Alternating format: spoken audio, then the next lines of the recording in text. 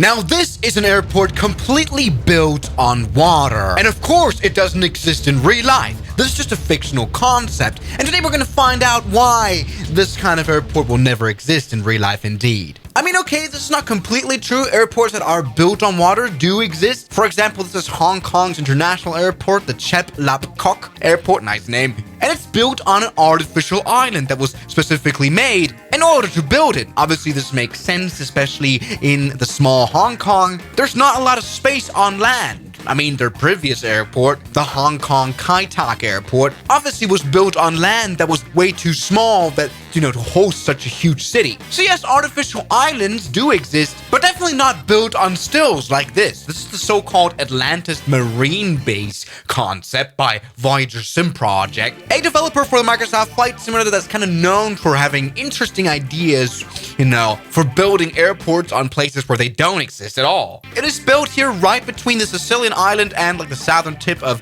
Italy land on this strait. And when you spawn in, you very quickly realize why no one has ever thought about, making this airport, and rather this concept belongs to the 1950s, where they thought it was a good idea to build a huge airport on stills in the middle of New York. Anyway, I'm not quite sure about the static simulation here. I mean, it feels like there should be also a still right here. Do you know what I mean? I don't think this would in real life hold an entire airport here. Just with this edge. Oh, our 737 is actually falling over the edge. So there you go, we got the first problem already. Great. No, this is kind of like a huge aircraft carrier that's built into the ocean. And of course, it's not trying to be realistic. It's trying to be sort of like a more of an air base that doesn't look, very robust against bombings. I mean, this runway looks very bombable, doesn't it? Also, I'm not quite sure what the depth of the ocean is right here. I don't think you could very easily build something like this. There's a reason they haven't built a bridge between the two islands. Anyway, take a look at this. We've got some F-5s here, some fighter jets. That's very nicely simulated. We've even got some vegetation. And this is interesting, some cranes. Those are, of course, needed to get passengers into the airport in the first place. This is the terminal building right here. We've got a swing right here. Looks like a place to fall in love. Now, you can even go into the basement. You can go downstairs and check out the terminal building even further. I don't know why there's a car here. There's also a piano and a band setup. Why not? Look, this is very nicely modeled. This is a very great scenery. We've got some hangars here, which I don't really see the use of. Why would you need a roof here, even though it's roofed? Do you know what I mean? It's like double roofing. I mean, makes sense if the upper deck actually gets somewhat bombed. We've got a huge Chinook helicopter right here. That is great. That is very airbasey. Okay, yes, maybe for an airbase, this kind of design makes sense. After all, there are aircraft carriers, but definitely for civil flying, for making an international airport, for example, in Japan, you'd have the problem that, how do the passengers get here? By boat? I mean, you'd sort of have to bring them here. Definitely this is too far away from the land to build a road. And if you're building a road anyway, maybe on an artificial island, like they have to do here, or a bridge, you might as well just put the whole airport on a artificial island. You know what I mean? This is kind of weird. Anyway, what we're looking at right here is probably the most expensive airport in the world. At least, it doesn't exist. It costs 15 euros here in the store. Obviously, building this huge thing would be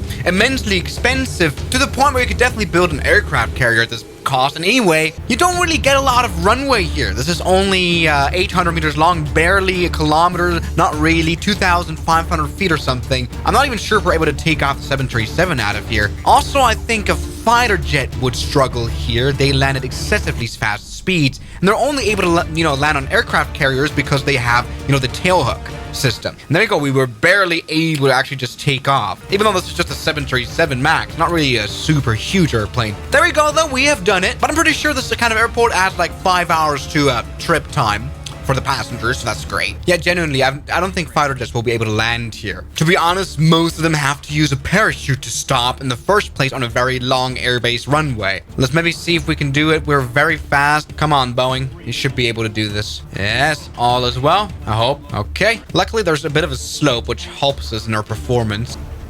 Shh, you're good. All right, that was a hard landing right here. I just want to stop quickly. I don't want to overrun. And the funny thing is, okay, time on the ground will be saved. We can just very nicely exit the runway right here. Perfect. Okay, come on. That was all right. But moving on to anything bigger, anything that can fly further, probably is quite scary. Now, yes, I don't think there are any airliners that can, like, you know, fit more than 5 ants that are allowed to fly here. Yeah, definitely not the A330 either.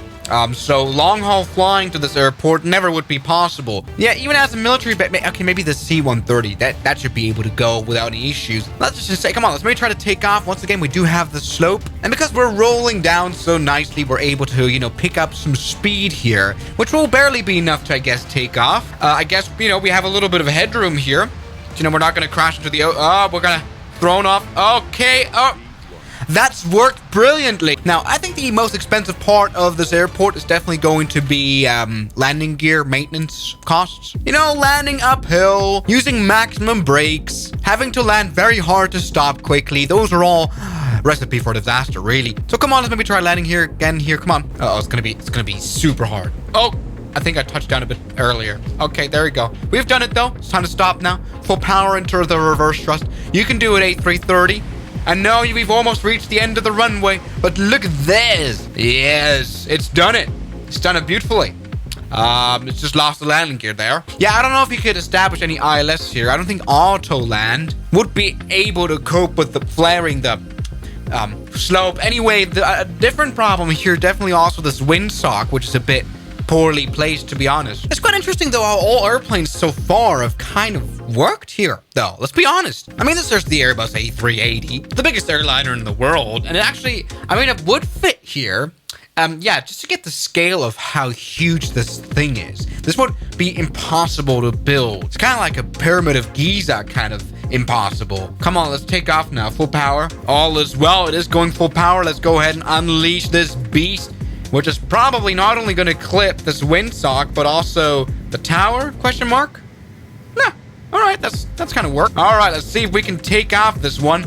Now, yeah, we do have to kind of say that the physics kind of suck with Microsoft Flight Simulator, and the fact that we're able to fly here just fine without any problems whatsoever is a little weird. Look, this plane just does not care.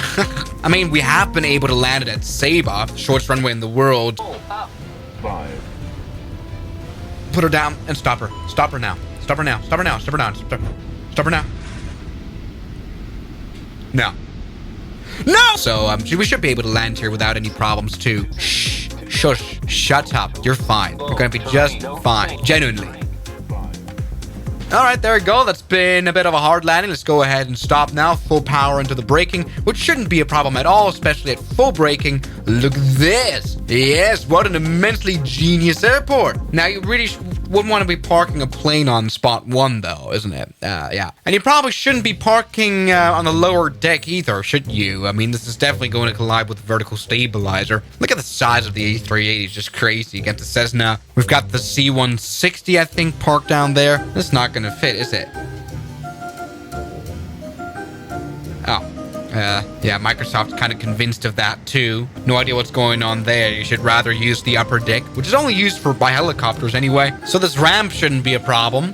And the wing is having some issues here. Come on, full power. Yes, the strength and power of the Airbus A380. Now, if it landed here in real life, maybe the whole thing would get collapsed or something. Look at this. What a genius idea, everybody. So everybody, the most expensive airport in the world. Definitely a lucrative maintenance center over here. Okay, maybe it wouldn't be that stupid if it was built closer to, you know, coast. You know, for example, a really crowded city where they really cannot afford to build an airport anywhere. Madeira Airport is built on stills, partly, you know. So it's probably not a concept that's too far out of this world. So everybody, there you go. Thank you so much for watching this video. I'm going to try to crash now. See what happens. Oh no, we've crashed. Oh, okay. Hangar stopped this. That's good. And I'll see you guys tomorrow as always. Good night. And a special thanks goes out to my members, my supporters. Guns Killer, R27, James Duram, That Dude, Anime Gods of Gaming, Derek, Insider Plane, Nishijitsu Finder, Professional Jamal, Ryland Williams, and New the York. You've got beautiful names.